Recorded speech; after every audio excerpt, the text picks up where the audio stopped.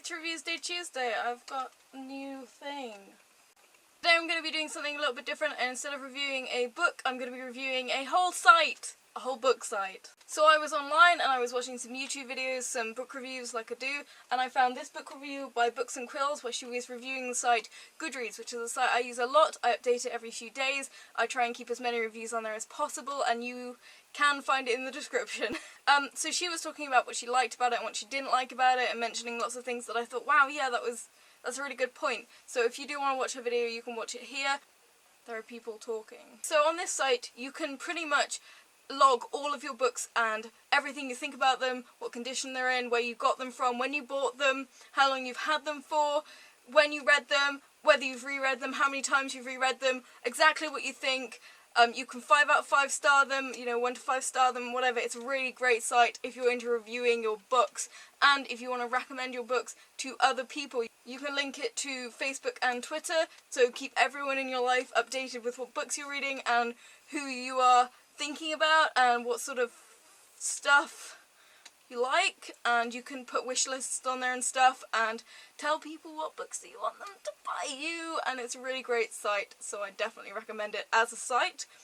It does good reviews, so you can actually search for other people's reviews. You can also do quizzes about books that you've read a lot of, and see what other people think, and get into conversations about your book and actually discuss it like proper literary critics. I even link them to my YouTube accounts, so in my review I'll do like a short review and then put a link to the YouTube review that I've done, so you can seriously get as much information about these books as you want, especially if you're unsure about reading something. You can also create your own shelves, which are like where you log books.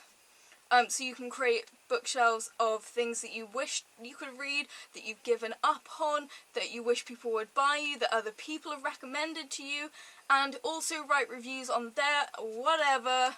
You could do them as mixed things, whatever you want to do with it, yeah. So you can also log progress, so if you're currently reading something, it will go onto a little chart on the sort of front page of GoodReads when you first sign in, and it'll say all the books that you're currently reading in a nice little chart, which I really like because it means that I can constantly see the books that are also in a pile on my side table next to my bed. So the site knows how many pages each book has, so you just go progress and then like update, and you click on the little box and put in the page number, and it'll tell you how far through you are. The moment you click finish, it goes onto your currently reading list, and you can update your review right there and then. That's a really great thing that I like. There are a few things about it that I don't like. People get really funny about what covers are on there, and they expect you to like put your ISBN number in for each book and actually properly log them as if it was like a proper library system or something, and I think that's a bit funny, and I don't really do that. I try my hardest, but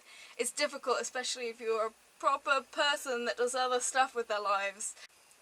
That's not me. There is also an issue that I find with the condition sort of bit of the review, so you can put what book you have and what condition it's in, but you can't say if you have more than one copy, and some copies I have really crappy copies and then really nice ones that I've drawn in and ones that I haven't, and I'd quite like to say that, oh, I have this one that's been illustrated, or I have this one that's not illustrated, or I have this one with a really nice bound cover, or I've got this one that I've put handwritten notes in and stuff like that, and you can't, and I wish that was the thing.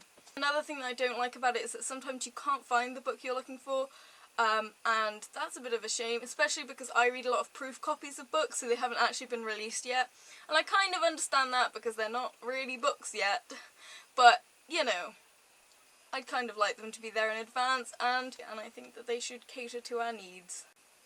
I don't know. Sometimes when you want to move something directly onto a shelf, like a wish list, and you're going through books that you haven't put on other lists, it can be really difficult to shelve them, so you have to go through loads of different pages just to get them onto the right shelf, and it's a bit of a pain in the bum, and I don't like that. But other than that, I really love the site, and yes, you can find me below, and if you want more of these sort of reviews, normally I do book ones, you can click here. Please like this video if you like it, and click down there if you want to subscribe, and this has been Reviews Day Tuesday.